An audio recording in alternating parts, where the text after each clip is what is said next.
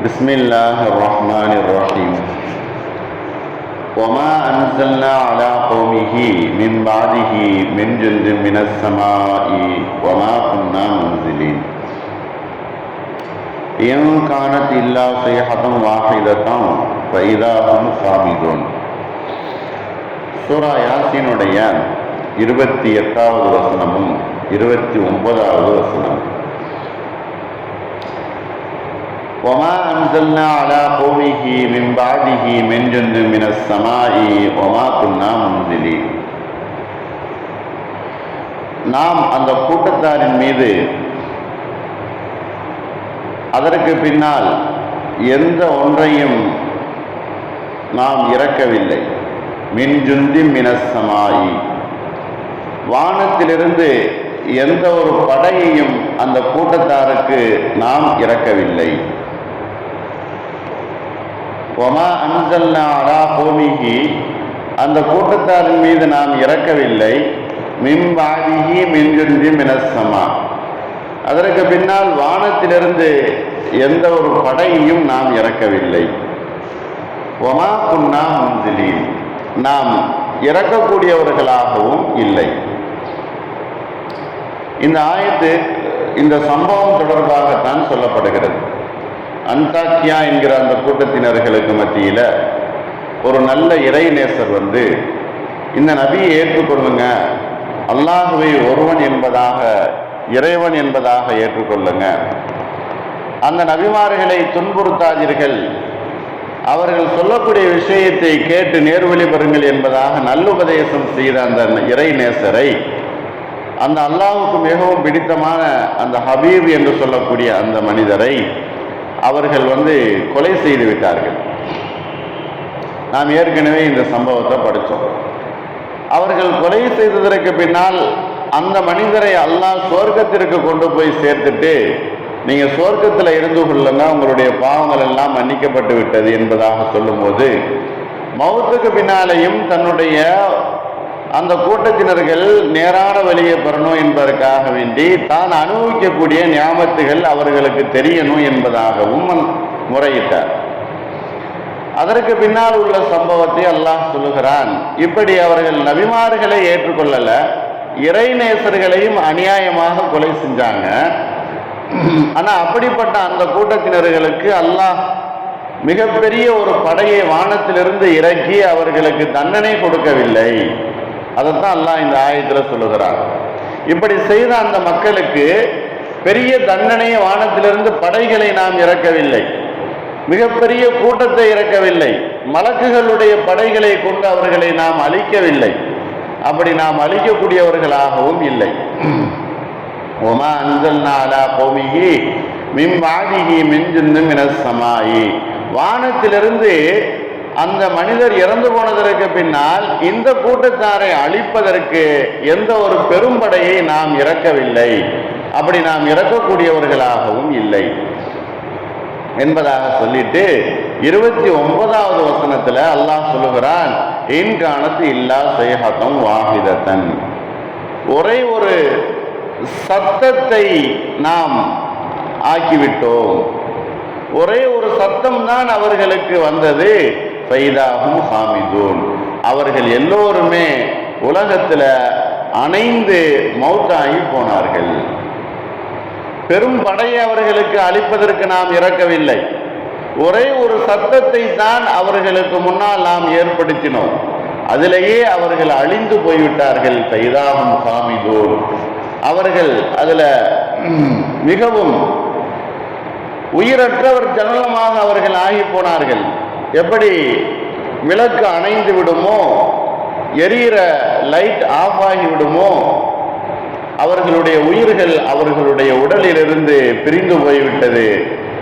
பெரும் படையை அவர்களுக்கு நாம் இறக்கி கொடுக்காமல், தண்டனையை கொடுக்காமல், ஒரு சத்தத்தை கொண்டு மட்டுமே அவர்களுக்கு நாம் இறுதி முடிவை ஆக்கினோம் என்பதாக அல்லாஹ் இந்த ஆயத்தில் சொல்லி காட்டுகிறான்.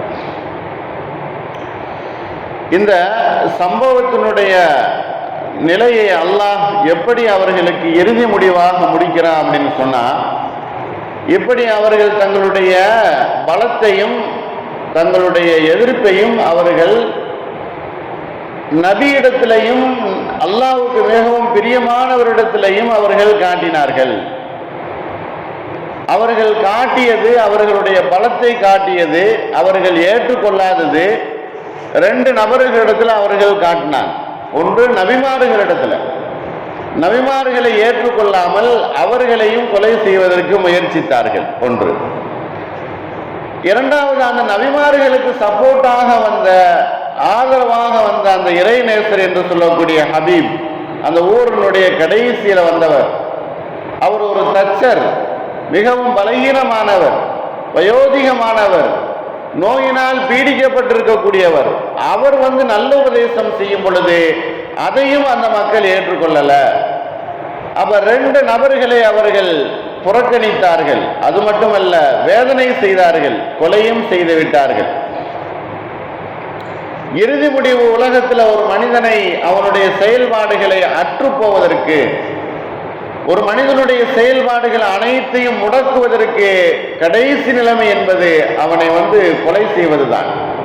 அப்படிப்பட்ட ஒரு நிலைமையை அந்த ஊர் மக்கள், அந்த சமுதாயத்தினர்கள் ஏற்படுத்தினார்கள். அதற்கு தான் அல்லாஹ் பதிலாக இந்த ஆயத்தில் சொல்லுகிறான், இப்படி அந்த சமூகத்தை அழிப்பதற்கு நாம் பெரிய படையை வானத்திலிருந்து இறக்கல, பெரிய வானவர்களை, பெரும் கூட்டத்தினர்களை நாம் இறக்கவில்லை. மாறாக அவர்களுக்கு தண்டனை கொடுப்பதற்கு ஒரே ஒரு சத்தத்தை தான் நாம் ஏற்படுத்தினோம். இதே மாதிரி நபி ஸல்லல்லாஹு அலைஹி வஸல்லம் அவர்களுக்கு பின்னால யமாமா என்கிற அந்த இடத்துல முசைலமா என்று சொல்லக்கூடிய ஒரு மனிதர் தன்னை நபி என்பதாக வாதிட்டார்.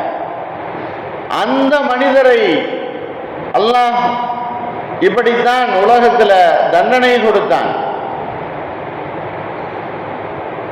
அவரும் அந்த முசைலமா என்று சொல்லக்கூடிய தான் நபி என்பதாக வாதிட்ட நபி அவர்களுடைய காலத்திலே இருந்தவன். நபி அவர்களுக்கு பின்னால் சஹாபாக்களிடத்துல தன்னுடைய நபி என்பதை போதித்தான். அப்பொழுதும் இதே பேரு கொண்ட ஹபீப் இப்னு ஸைத் என்று சொல்லக்கூடிய நபி தோழர் ஒருவர் தான் அந்த முசைலமாவின் மூலமாக கொலை செய்யப்பட்டார். அதற்கு பின்னால் வஹ்ஷி என்கிற சொல்லக்கூடிய அந்த தோழரை கொண்டு அல்லாஹ் இந்த முசைலமாவை கொலை செய்தான், தண்டனை கொடுத்தான். அப்படிப்பட்ட பெயரை கொண்டவர் தான் இந்த ஆயத்தில் சொல்லப்படக்கூடிய ஹபீப் என்று சொல்லக்கூடிய இவர். நபி ஸல்லல்லாஹு அலைஹி வஸல்லம் அவர்களுக்கு முன்னால் வாழ்ந்தவர், அவர் இறந்து போனவர். அன்தாக்கியா என்கிற கூட்டத்தில், அந்த சமூகத்தில் இருந்தவர். இறை தூதர்களையும், யார் ஒருவர் இறை தூதர்களையும் இறை நேசர்களையும் எதிராகவோ அவர்களுக்கு மாற்றமாகவோ சதி செய்யக்கூடிய, சதி வேலைகளிலே ஈடுபடக்கூடிய மனிதர்களுடைய முடிவு இப்படித்தான் அல்லாஹ் ஏற்படுத்துகிறான். அவர்களுக்கு தீர்ப்பை அல்லாஹ் இப்படித்தான் வழங்குகிறான்.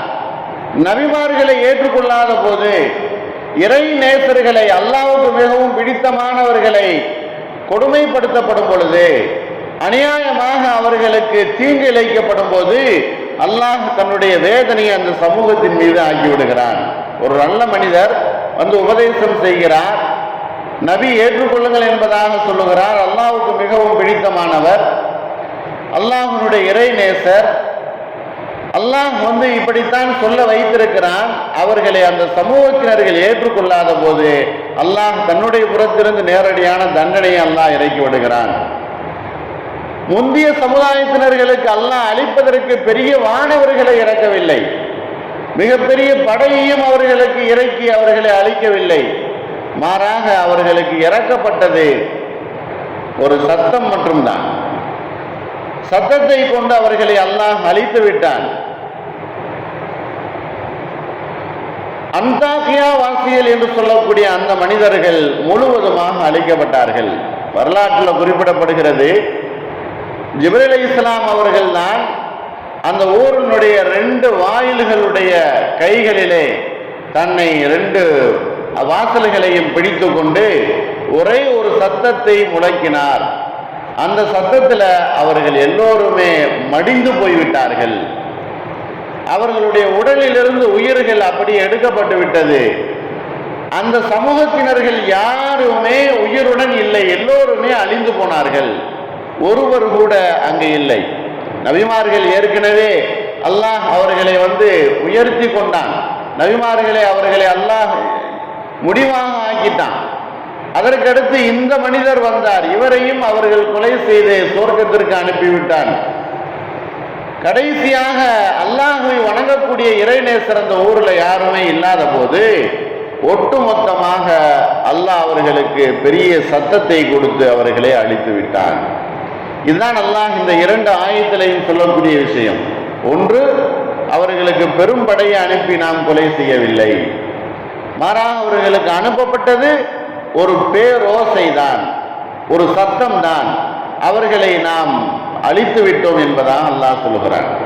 அல்லாஹ்வுடைய வல்லமை எப்படி உலகத்தில் அமைந்திருக்கிறது என்பதை நாம் உணர்ந்து கொள்ள வேண்டும். அல்லாஹ்வுடைய தண்டனையிலிருந்து அல்லாஹ் நம்மளை பாதுகாக்கணும். நம்முடைய எல்லா விஷயங்களையும் அல்லாஹ் பொறுப்பேற்று கொண்டு நிம்மதியாக உலகத்தில் நிம்மதியான வாழ்க்கையை கொடுத்து தண்டனைக்குள்ளாகாமல் உலகத்திலேயே பிரிந்து மறுமையில் சொர்க்கத்திற்குரிய நல்ல நிலைமைக்குரியவர்களாக வல்லாஹுமா நாம் எல்லோரையும் ஆக்கி அல்புரிவானாக.